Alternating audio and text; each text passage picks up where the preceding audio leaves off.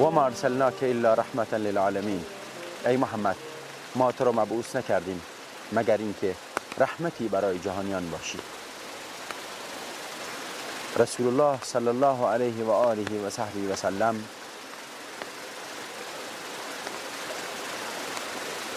مصداق آیات قرآن بود در اخلاق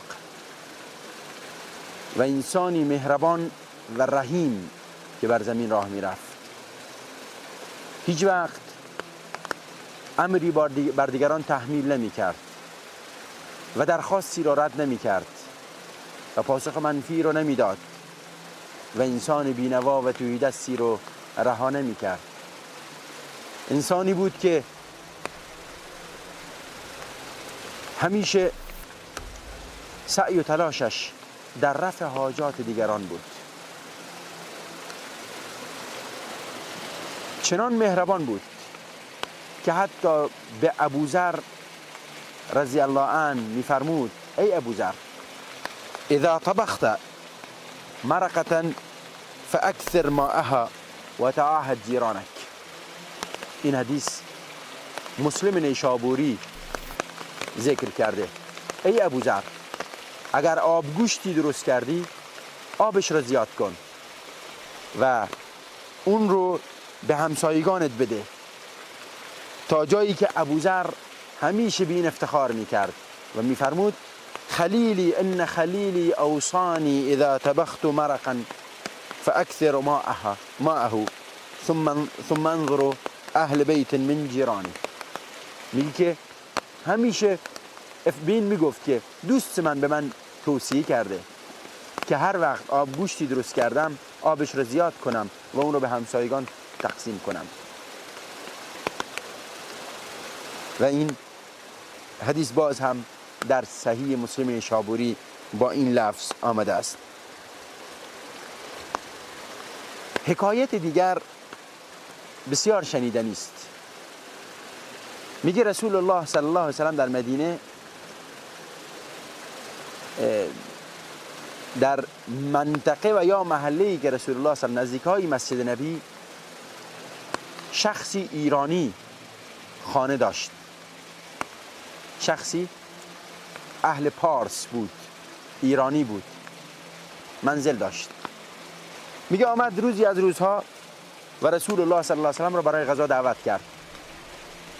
رسول الله صلی الله علیه و سلم فرمود که من و عایشه. اون شخص ایرانی گویا در منزل غذای آنچنانی نداشت، انسانی بی‌بضاعتی بود. گفت که نه رسول خدا، خود تنها غذا دارم. رسول الله صلی الله علیه و سلم فرمود پس من هم نمیام. دوباره گفت رسول خدا بیا منزل. تکرار کرد. رسول الله صلی الله علیه و سلم فرمود و هذه عایشه، در اشاره به خانه حضرت عایشه و فرمود حضرت عایشه. گفت نه رسول خدا، غذا کرد.